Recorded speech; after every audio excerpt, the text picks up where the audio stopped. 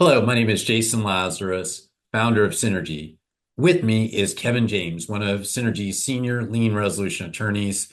Kevin has incredibly deep expertise and knowledge in all things subrogation, having been on the other side with Rawlings for over half a decade. Uh, he's a licensed attorney and devotes his time these days to leading our team related to legal issues surrounding lien resolution. He's incredibly dedicated to Synergy's mission of protecting the net recovery from liens.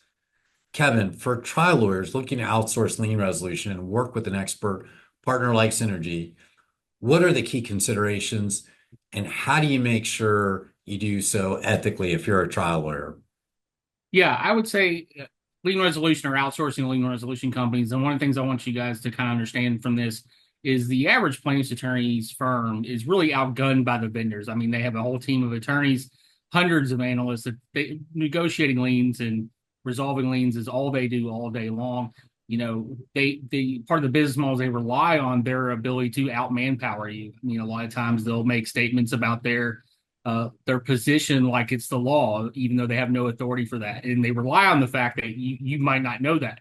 So that's why outsourcing to like a company like Synergy, it at least helps you level that battlefield because of the just the manpower differences between your firm and some of these sub-vendors.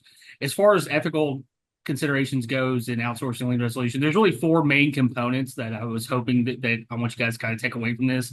The first one, it would be informed consent with your client. So, your client understands that you're outsourcing the lien resolution service to an outside company. The fees need to be reasonable and are passed on without any kind of surcharge on them. Is a second consideration. The third issue is it just has to result in net benefit to your client. Synergy's fee schedule and that kind of thing is set up like that. Like one of the other things is the fees do need to be reasonable, and our pricing model is built around that.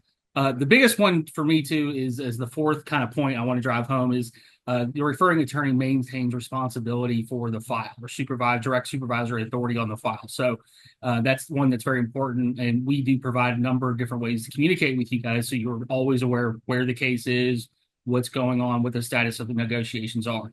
So there are some nuances among the states, but those are the four big ones that I wanted you guys to take away from today as far as the ethical considerations when you're outsourcing to a lien resolution company such as Synergy.